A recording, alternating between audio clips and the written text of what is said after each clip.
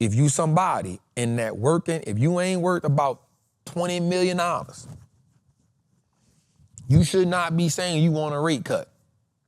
You should not be saying you want a rate cut. Rate cuts are not good in this type of situation, especially if you ain't trying to go buy, if you ain't buying a bunch of assets that can offset what's going on. The world is now $324 trillion in debt.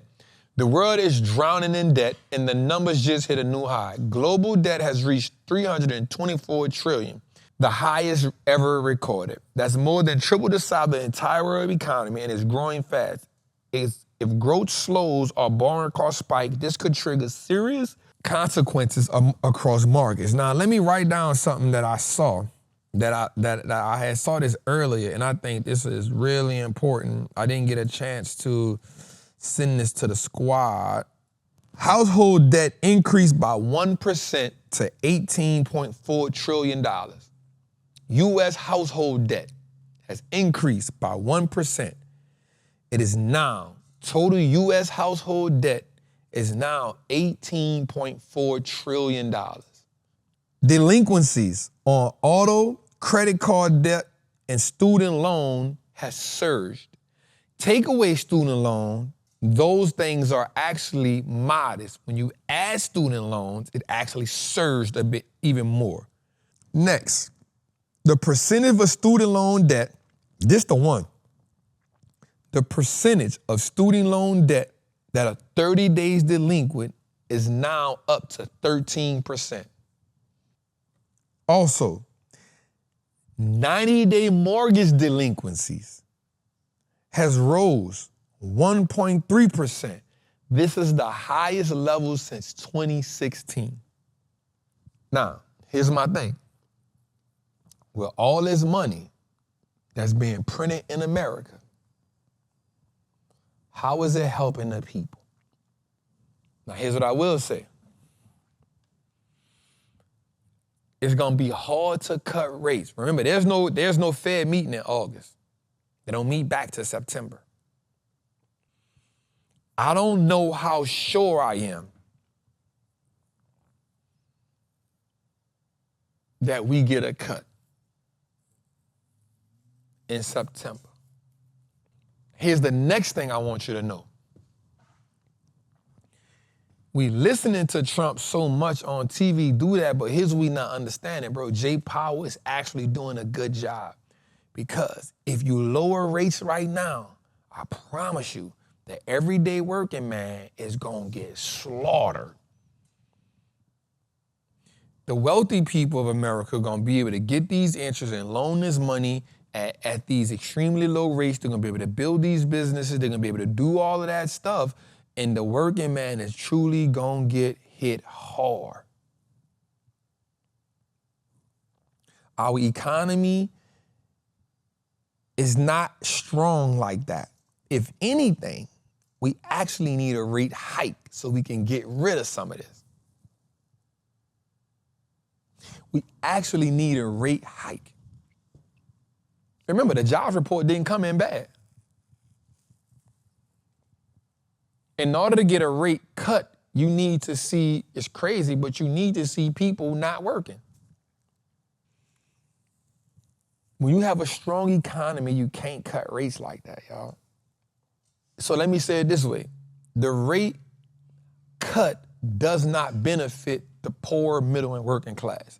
It only benefits the people in the upper echelon, because they get to borrow money at a cheaper price. They get to borrow money. They get to build business. They get to get on Wall Street and get these companies. And now you're starting to see what's called SPAC companies come back alive. What is SPAC companies? It means a company can just write a blank check and they got 18 to 24 months to go buy a business and put the business under the SPAC.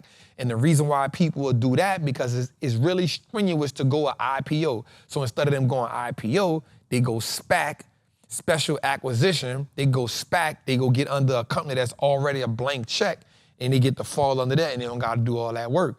Those type of things happen when you start cutting rates. They go up even more. So if you somebody in that working, if you ain't worth about $20 million.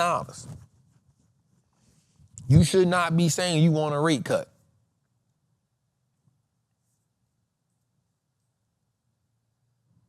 You should not be saying you want a rate cut.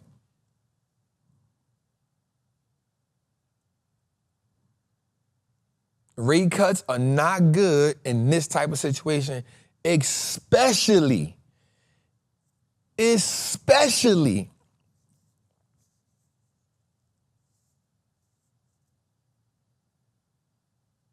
if you ain't trying to go buy, if you ain't buying a bunch of assets that can offset what's going on. Rate cuts with all this debt. Now, if we start seeing that the debt that's being paid, if we start seeing that the tariffs that's coming in is paying down the 30-something $30 trillion debt we have, I think we close to 40 trillion. If it start paying that down, it's a different ball game. But if it's not paying that down and it's just going into other people's pocket, I promise you, y'all. So that's what I want to see. When we say we bringing in that much money, I want to see, hey, why that debt ain't going down. Did you add, if we bring in how much they said, 30-something trillion, 38 billion, or almost 78 billion in debt in revenue, how much of that went to taking that debt down? The 50 billion, 60 billion go, how much of that went to paying that debt down? Because the reason the tariffs help us is to help us bring the debt down. So that's what I want to see. That good. That's debtclock.org. There we go. If you don't know, if you want to look at the debt clock, go to usdebtclock.org. You'll see we are 37 trillion, 194 billion, 243,19,708 in debt. usdebtclock.org. You can go to that. Check it out. It's a still shot right here, but if you go to it, I want you to know something. Whether you look at 2 o'clock in the morning or whether you look at 10 o'clock at night, it don't stop running. The key things that I want you to look at, if you a taxpayer, it says debt per citizen. So every citizen that got a birth certificate, a social security number, and a job, you are in debt $108,424 and counting. If you are a person that don't have a job, that means you somebody that don't got a job and you not, that means you are about 300. No, I'm the other way around. If you somebody that got a job, debt per taxpayer, you somebody that got a job, you are about $323,000 in debt. If you somebody that don't got a job, you about $108,000 in debt. Pick your poison. I'm gonna say it again. If you somebody that don't got a job, and you just chilling, you are $108,424 in debt. If you a taxpayer, that means if you work at Burger King, McDonald's, Walmart, Starbucks, the gas station, if you're an entrepreneur, anybody that pays tax outside of your taxes, you're $323,053 in debt by design. All right, Chinese companies now control over 60% of Africa's critical infrastructure projects. China's grip in Africa's infrastructures run deeper than most people realize. As of 2019, Chinese construction firms were responsible for over 60% of all major infrastructure projects across the continent, a massive leap from just 15% in 2004. These projects include critical national assets like ports, highways, railroads, energy plants, and digital surveillance systems. The dominance isn't just about building roads, it's about long-term leverage, strategic access, and economic dependence. While African nations gain much-needed infrastructure, many also take on heavy debt burdens, often tied to clauses that grant operational control to Chinese companies if payment default. Listen to me. I'm going to tell y'all something. I learned this when I went to China. I think this started back in 1978. I was reading a book, because once I went over there to China, I was like, say, bruh, this is crazy. Because I realized when I was in China, bro, how many, I told you, I ran across this guy. And he said,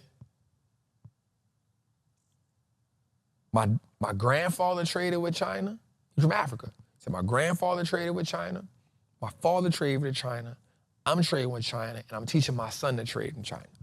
They come to China, they get their goods, they come with their suitcases, they fill the suitcases up, and they go back to Africa with it, bro. And I was like, damn, why they do that? And it's just, I realized something, bro. Not only is it like that in Africa, but Jamaica too. So here's what I will say. While America is doing whatever America is doing, China is putting themselves in a situation. The way I see it is like they're in Africa, they're in all these different countries where they go and build the infrastructure. Bro, and if you ever if it come down to something, they can be like, hey, shut that down, shut that down, shut that down. Remember, they was buying a lot of land over here too. We stopped them. They was buying, if you look up how much land China owns in America, they own a lot of land. We stopped them because they was buying land around critical buildings like Pentagon, and they was buying farms around. They was like, hey, let me get that. Once you realize, hey, let me get that out you. Let me get that. Hey, let me get that. Let me get that land out you, bro. There was, hey, eminent domain. Let me get that. Yeah. Yeah. And I think it was in 1978, man. Damn, I gotta remember the guy that did it. I'm gonna come back next week with it. They was buying strategic land around military bases. They was buying that land. America, hey, what you doing? Hey, let me get that back. Eminent domain. We gotta take that back.